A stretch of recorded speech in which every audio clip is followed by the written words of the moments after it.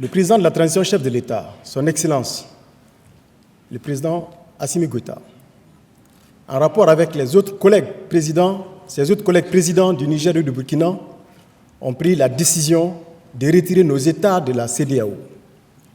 Je voudrais saluer cette décision historique, courageuse et responsable qui marque une étape importante dans la vie économique de notre nation. Monsieur le Premier ministre, je voudrais vous remercier et vous saluer pour votre proactivité de rencontrer aujourd'hui les acteurs économiques pour échanger sur les problématiques de cette sortie de notre pays de la CEDEAO.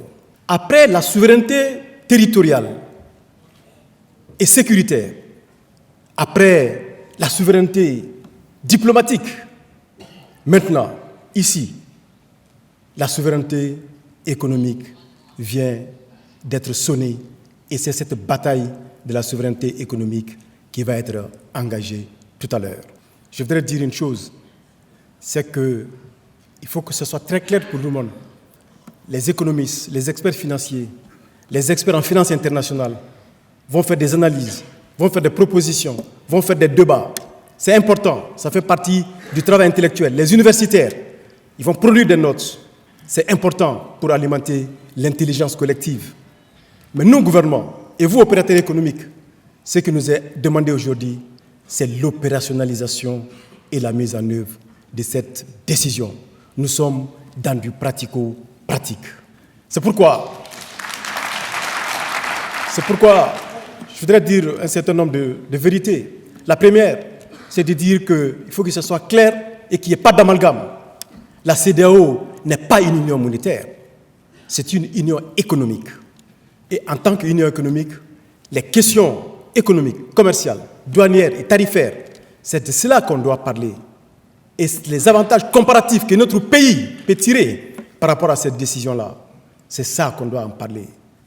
La deuxième chose, c'est que ce n'est pas la première fois que le Mali est retiré de la CEDEAO. À partir du 9 janvier 2022, le Mali a été déjà suspendu de toutes les instances de la CEDEAO avec l'embargo économique, financier, commercial, monétaire, terrestre, aérien, avec la suspension du Mali de toutes les résolutions de la CEDEAO. Gneoula.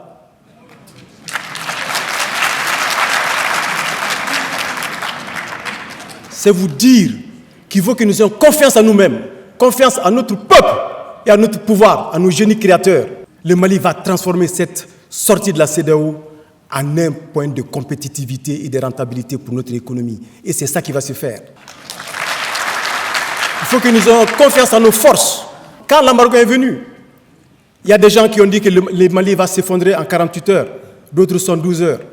Mais ce que je dois vous dire, quand on a tenu 6 mois, il y a aussi des paiements qui ont été négociés pour que l'embargo soit levé du Mali. Parce que nous sommes dans des économies intégrées.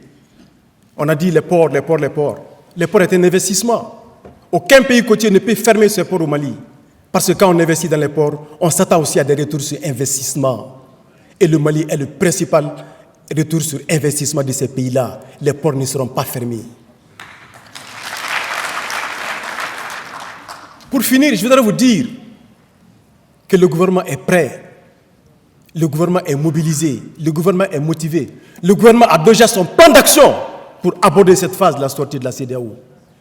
Mesdames et messieurs les acteurs du secteur économique, soyez prêts. Parce qu'à partir d'aujourd'hui, le TGV va démarrer. Le TGV va démarrer. Il ne faut pas qu'il démarre, laisser quelqu'un au quai.